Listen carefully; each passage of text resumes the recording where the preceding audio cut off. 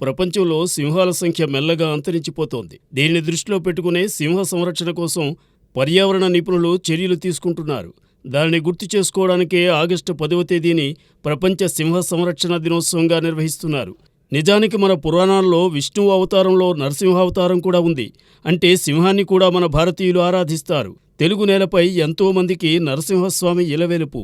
అలా సింహాలను తొలి నుంచి సాటి జీవిగా భావించి రక్షిస్తుంది భారతీయులే. ప్రపంచంలో నేడు అత్యధిక సంఖ్యలో సింహాలు ఉన్న దేశం ఏది అంటే ఆఫ్రికాలోని టాంజానియా అని తెలుస్తోంది. మన దేశంలో గుజరాత్లో ఎక్కువ సింహాలు ఉన్నాయి. మన సినిమాల్లో మూకీ రోజుల నుంచి సింహాలను ఉపయోగించారు.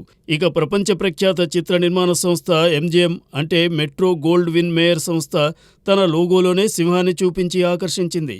ఈనాటికే ఆ లోగో ప్రపంచవ్యాప్తంగా జనాన్ని అలరిస్తూనే ఉండడం విశేషం. మన తెలుగు సినిమాల విషయానికి వస్తే హీరోలు సింహంతో ఫైట్ చేసిన సీన్స్ చోటు చేసుకున్నాయి. పాత రోజుల్లో డూప్ సింహంతో ఫైట్ చేస్తూ ఉంటే హీరో ఎక్స్ప్రెషన్స్ ఇస్తూ కనిపించేవారు. 1977లో అడవిరాముడు సినిమాలో హీరో సింహంతో ఫైట్ చేసినట్టు నటించిన నిజమైన సింహాన్నే ఉపయోగించారు. లాంగ్లో మాత్రం డూపును చూపించారు. ఆ తర్వాత అడవి దొంగ, మృగరాజు వంటి చిత్రాల్లోనూ సింహంతో పోరాటాలు చోటు చేసుకున్నాయి. ప్రస్తుతం గ్రాఫిక్స్ మాయాజాలంతో సింహాలు తెరపై భలేగా సందడి చేస్తున్నాయి.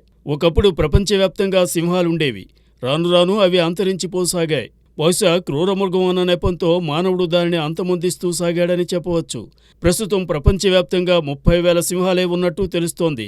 దీనిని దృష్టిలో ఉంచుకునే సింహాలను పరిరక్షించడానికి పర్యావరణ నిపుణులు నడుం బిగించారు. కొందరు సింహాలను పెంపుడు జంతువులుగానూ చూసుకుంటున్నారు. పెద్దయిన తరువాత జూలలో విడుస్తున్నారు. సింహాలతో పోరాటాలే కాదు, వాటితో స్నేహించేసే చిత్రాలు రూపొందాయి. ఇక lion king comics 2D, 3D యానిమేషన్స్లోనూ అలరించాయి. భవిష్యత్తులో సింహాల సంఖ్య కనీసం 1,00,000కు చేర్చాలని కన్జర్వేటివ్ యూనియన్ భావిస్తోంది. ఈ విషయాన్ని సినిమాల ద్వారా కూడా ప్రచారం చేయాలని ఆశిస్తోంది. చూద్దాం ఏమవుతుందో.